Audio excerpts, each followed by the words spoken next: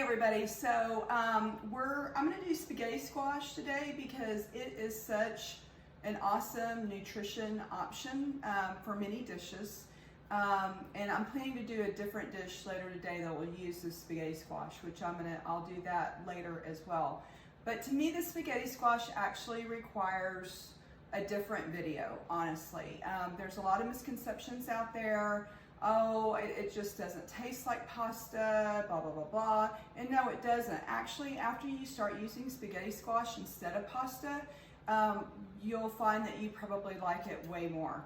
But here's what I do personally. One is I heat the oven to 375. Two is I cook it for like 45 minutes. I almost overcook it. A lot of people would say that that's overcooking. And so you have to figure out what's gonna work for you. My husband, Mike, is not a picky eater, and so he's pretty much gonna go with whatever I do. And he doesn't cook, so he doesn't complain, right? So if he does complain, then he's welcome to anything else that's in the refrigerator or pantry. But anyway, I went ahead and set this up. I've got a jelly pan, roll pan here. All it really requires is any kind of pan that has sides, because if you've noticed, and you probably can't, there's water in here. I can kind of see it wiggling in there, so hopefully you can see it. So I pour a glass of water into the pan, okay? So that way the spaghetti squash doesn't overcook. And you know, you can get your spaghetti squash anywhere, any grocery market, whatever. All right, and I've already split it in two because honestly, truthfully, the looks on my face when I'm trying to cut one of these in half isn't very pleasant, and I just really didn't want to do it on video. But just know that there's a lot of people that I know that slice it the other way if they think that it's easier with a knife. I don't think either way is easy. That's the worst part of the spaghetti squash, is splitting the dadgum thing in half. So anyway, there you have it. Definitely worth it, you know, but yeah, that's the difficulty. So you've got all this filler stuff inside the squash. You want to get those seeds out and kind of the stringy stuff out. And remember, really, if any of this stuff is left in and you happen to eat it, it's not going to hurt you.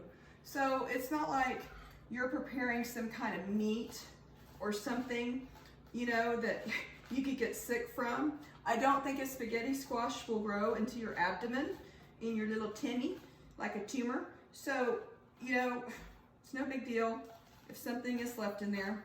But anyway, I just get all this stuff out, and then I always have a bowl to put the stuff in, which I'm just gonna throw away. I don't really have a garden to go try to plant something. And it's not, you know, you have to use a little bit of force here to get everything out, but you're just kind of scraping it out.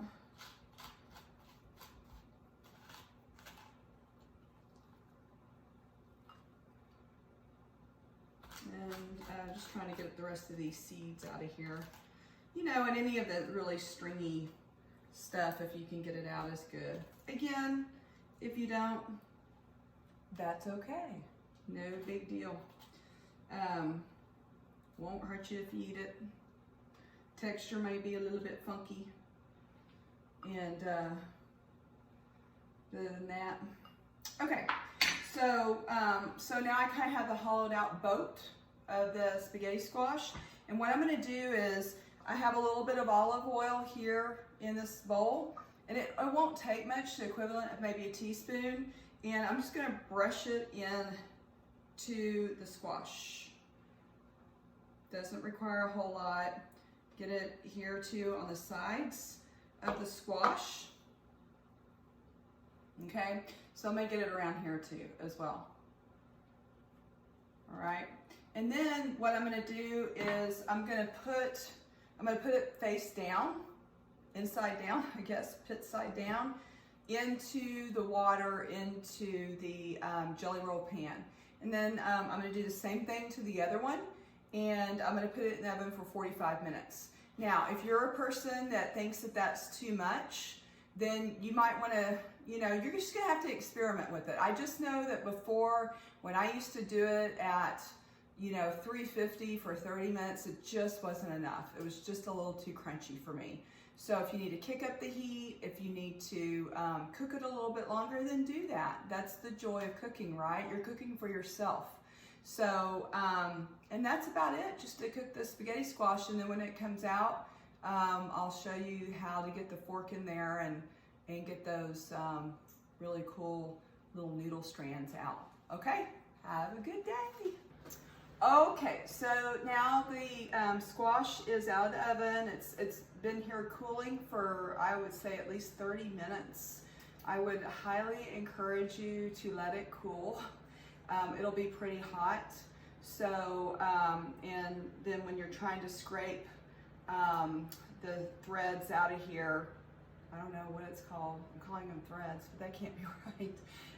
Anyway, when you're scraping out of here, you want to be able to hold the squash if you need to, and it will be really hot when it first comes out.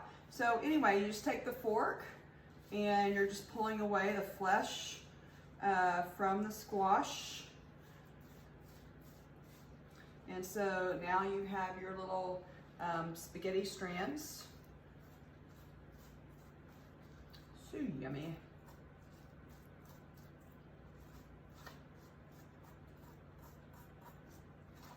So you see how that's all coming out very nicely, and maybe you can see this better over here. So again, I like mine cooked a little bit longer. This recipe calls for them to be cooked for 30 minutes. I actually cook them on 375 for 45 minutes, sometimes even 385. So then I just toss that. You have a compost pile or a better place to dispose of them. That might be better for you. And then you just do the same thing on this one. So you see how it yields a lot. And so usually a spaghetti squash costs around $5 or $6, depending on where you go. And when you look at the volume that it produces, it's pretty inexpensive, because this can feed quite a few people. And again, like I talked about, if there's a seed left in there or whatnot, you can get that out, but it won't hurt anybody, you know, if they were to eat it. And usually this is more than we'll ever eat right here. So sometimes if it's a really big squash like this one is, I'm not real thorough, because we're probably not going to eat all of that anyway. So, so that's it. That's the spaghetti squash. And if I was going to make a recipe with spaghetti squash and I work during the day, it's probably most helpful if you prepare the squash the night before. It just speeds everything up. So